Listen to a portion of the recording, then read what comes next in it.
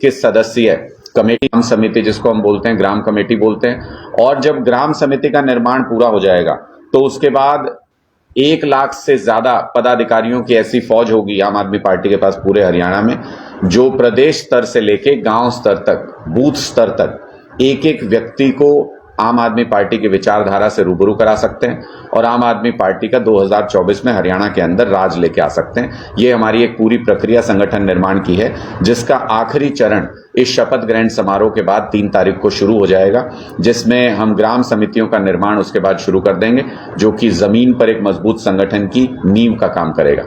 दूसरी बात, जैसा आप सब लोग देख रहे हैं कि आशा वर्कर्स के साथ किस तरह से पूरे प्रदेश में ज्यादती की जा रही है। मैं अभी यहां से निकल के जाऊंगा, अभी धरना चल रहा है जहां हमारी बहनों का। हमने शुरू से ये कहा था, पहले भी हम आशा वर्कर्स के समर्थन का आम आदमी पार्टी ने ऐलान किया है, और हमने शुरू से ये कहा था कि जो जायज हक हो जिसका, उसको मिलना चाहिए। लेकिन खट्टर सरकार पूरी तरह से नाकाम रही है।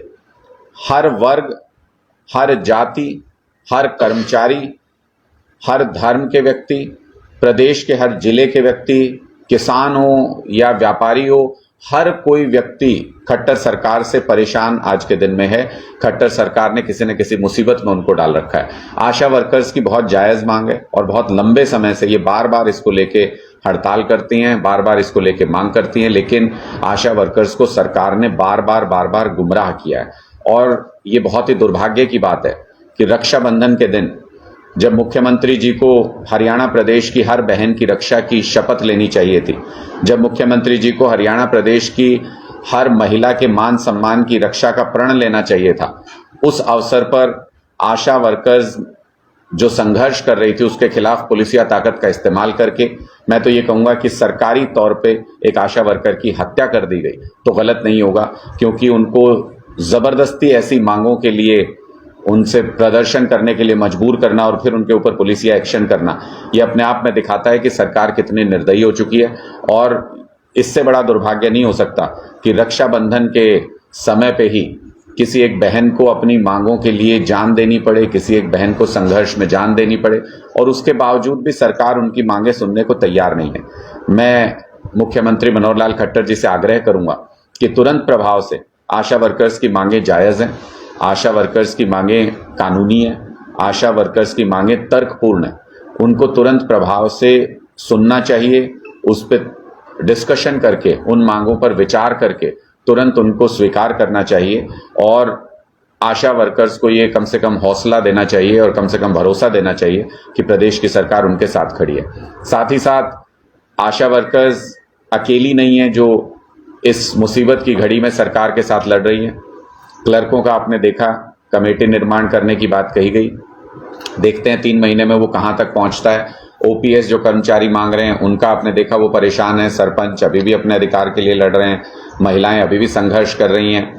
और जूनियर कोच महिला के केस में आपने फिर एक बार भारतीय जनता पार्टी सरकार की बेशर्मी देखी कि चार्जशीट फाइल होने के बाद भी अब मुख्यमंत्री कह रहे हैं कि इस्तीफा नहीं लेंगे, जबकि उन्होंने अपने मुंह से जनवरी 2023 में ये कहा था कि अगर जांच में कुछ सबूत पाए जाते हैं इनके खिलाफ तो हम जरूर कार्रवाई करेंगे।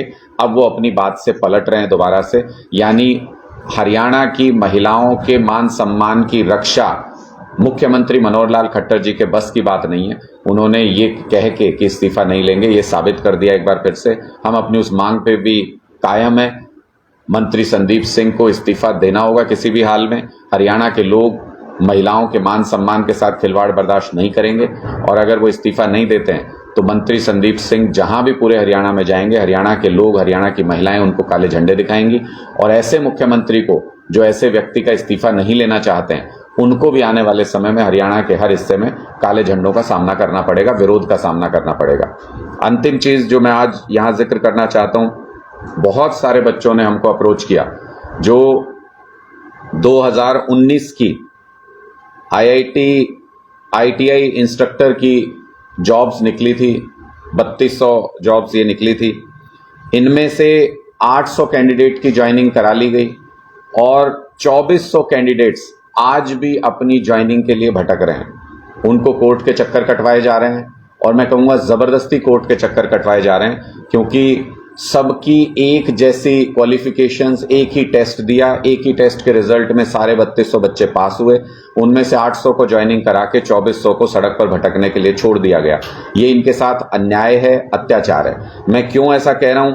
वर्ष 2016 में ITI इंस्ट्रक्टर की जॉब्स निकाली गई, उनको रद्द कर दिया गया, जॉब्स को भर्ती रद्द कर दी गई। वर्ष 2018 में फिर भर्ती निकाली गई, फिर भर्ती रद्द कर दी गई। वर्ष 2019 में भर्ती निकली, रिटर्न एग्जाम हुआ। 3 साल की लंबी प्रक्रिया के बाद जुलाई 2022 में फाइनल रिजल्ट आया। उसमें से 800 लोगों को ज्वाइन करा लिया और बाकी 2400 बच्चे आज भी अपनी ज्वाइनिंग के लिए दर दर की ठोकरें खा रहे हैं। ये इनके साथ अत्याचार है 2016 से लेके अभी तक। आप इनका लंबा इंतजार देख सकते हैं कि पिछले 7-8 साल के अंदर इनको बार बार अलग अलग जगह पे भटकना पड़ा। सरकार ने इनके साथ बार बार धोखा किया, भर्ती रद्द की। अब अगला जब एग्जाम होगा तो इनमें से बहुत से बच्चे ऐसे होंगे जिनकी एज निकल चुकी होगी, जो अब दोबारा वो एग्जाम नहीं दे पाएंगे। और एक बार टेस्ट में क्लियर होने के बाद, रिजल्ट आने के बाद ज्वाइनिंग नहीं कराना या आधे बच्चों की ज्वाइनिंग करा लेना। 800 बच्चों की ज्वाइनिंग कराई, 2400 को छोड़ दिया। ये इनके साथ ज्यादती है, दुर्व्यवहार है, इल्लीगल काम है। सरकार को तुरंत इसका संज्ञान लेके अगली जो भी कोर्ट के अंदर हियरिंग है, अगर सरकार चाहे तो अपने वकील के जरिए एफिडेविट देके इनकी तुरंत भर्ती करवा सकती है। लेकिन सरकार की मंशा इन युवाओं के साथ धोखा करने की है, इनके रोजगार को अटकाने की है। इसलिए मैं फिर एक बार आग्रह करता हूं कि ITI इंस्ट्रक्टर्स की जो 3200 जॉब्स के लिए जो रिजल्ट निकला था, उस रिजल्ट के अनुसार 800 बच्चों की ज्वाइनिंग हुई है। 2400 बचे हुए बच्चों की ज्वाइनिंग भी तुरंत प्रभाव से सरकार करवाए, वरना ये युवा आपको करारा जवाब देंगे। ये युवा आपको उस गद्दे से उतार भी सकते हैं जिस पे इन्होंने आपको बिठाया था। आपके कोई सवाल है?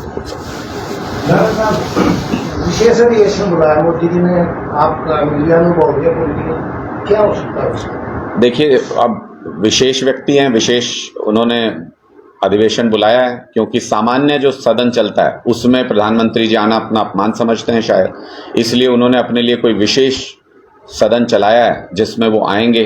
अब ये तो वही जानते हैं, क्योंकि लोकतंत्र में मोदी जी विश्वास नहीं करते, तो इसलिए विपक्ष के किसी भी पार्टी को कॉन्फिडेंस में तो लेते नहीं है कि क्या करने वाले हैं। तो ये उनकी आदत है।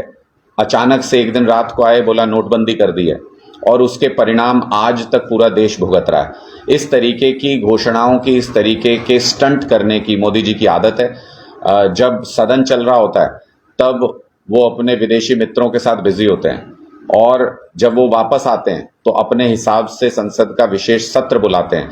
ये मुझे लगता है कि लोकतंत्र का अपमान है और एक तरीके से मैसेज देने की कोशिश है कि ये तानाशाही है।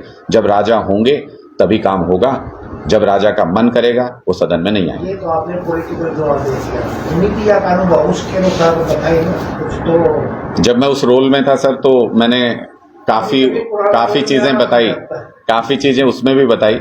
अभी भी अगर कहीं कॉलम लिखना होगा तो मैं जरूर बताऊंगा। मैं अभी फिलहाल जिस हैसियत में आपसे बात कर रहा हूं, मैं उसी तरीके से आपको जवाब दे पाऊंगा।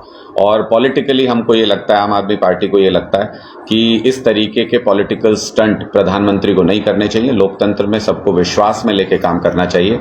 पहली बात जो नजर आती है वो ये कि इंडिया के नाम से जो गठबंधन बन गया है और वो लगातार बड़ा होता जा रहा है, 28 पार्टियां उसके अंदर अब आ गई, उससे खौफ खा रहे हैं कहीं ना कहीं मोदी जी, उससे बौखलाए नजर आ रहे हैं।